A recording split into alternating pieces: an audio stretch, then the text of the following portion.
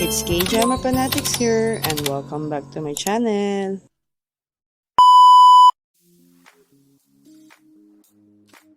Episode 10 of Red Swan starts with Chairwoman Park getting arrested. She is shocked when Mr. Han stands by and watches her getting handcuffed. She curses him and the prosecutors as they drag her away.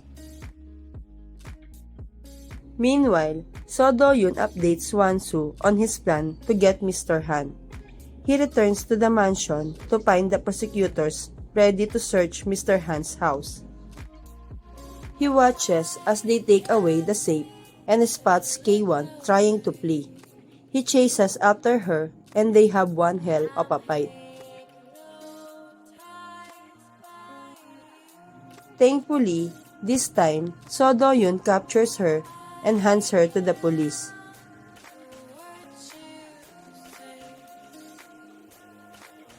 Later, he warns Mr. Han that he is coming for him, but the latter seems so relaxed. It turns out that Mr. Han has been keeping the bloody gold bar that Young-min used to kill Chairman Duo. He visits Chairwoman Park at the prosecutor's office and blackmails her into taking the blame for him. He threatens to expose their affair that led to a son, who later killed her husband. He asks Chairwoman Park to summon some motherly instinct and protect Young-min. Faced with the fear that Wine won't survive the truth about her affair and what Young-min did, Chairwoman Park confesses to trying to kill Wan-Soo and giving K1 the kill orders. She is beyond shocked when Mr. Han reveals his true colors, but unfortunately, it is too late for her. On the other hand, Ji-Yeon asks him for a divorce but he refuses to sign the papers. He storms out of his office and drives to his mother's house. He kicks out all the servants and takes one of the guns in the house. Mr. Han sees the workers walking out and calls Miss Byeon. She tells him that Young-min is in a raging pit and he kicks them all out. Mr. Han rushes to stop Young-min from killing Young-guk, but changes his mind after the latter demeans his son. He takes the gun from his son and Young-guk fights back. Seeing that his dad is being overpowered, Young-min grabs the gun and shoots his brother. Oh Wan-Soo hears the first gunshot on her way out and rushes inside, then finds Young-min shooting Young-guk again. After shooting his brother, Young-min drops the gun and Wan-Soo rushes to Young-guk's side. Unfortunately, Young-guk passes away after confessing his love for Wan-Soo and apologizing. Even before his death, Young-guk had tried to right his wrongs. He met with Tera and offered her money to cut ties with him. He made it clear that he loves Wan-Soo. Of course, it was hard for Tera to hear the truth, but at least she will be able to move on with no regrets. After Young-guk dies, Mr. Han and Young-min delete the footage from the surveillance cameras. Mr. Han accuses Wan-Soo of killing Young-guk and orders Young-min to hide. Fortunately, Seo Do-Yoon arrives as they take away Wan-Soo for questioning and she tells him everything.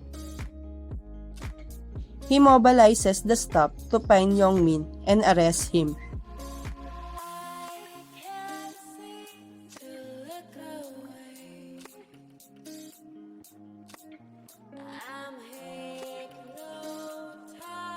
The police check both Wan-Soo and Young-min for gun residue and determine that Wan-Soo is innocent. After her release, Oh Wan-Soo visits Chairwoman Park and implores her not to give in to Mr. Han's threats. On the other hand, Seo Do-Yoon uses the footage of Yoon-soo giving the ledgers to Mr. Han to prove that he is the mastermind. The evidence found in the safe and everything else points to Mr. Han, and he is also arrested.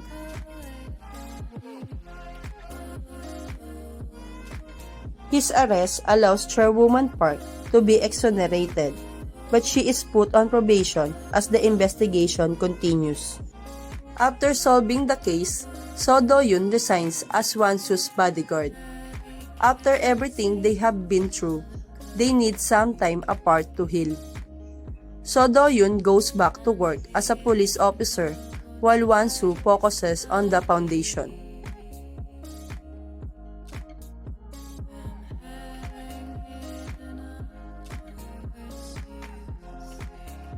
She visits Young-min in prison and forgives him. She also warns him not to trust Mr. Han, as he is still keeping the bloody golden bar. Young-min loses it and attacks his dad in prison.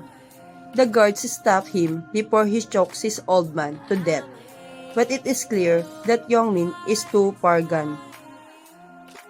1 year later, Seo Do-Yoon and Oh Wan-Soo reunite before she returns to Tanzania for charity work.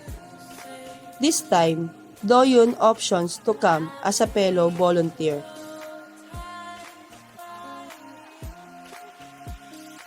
Thank you for watching. Don't forget to subscribe, like, and share.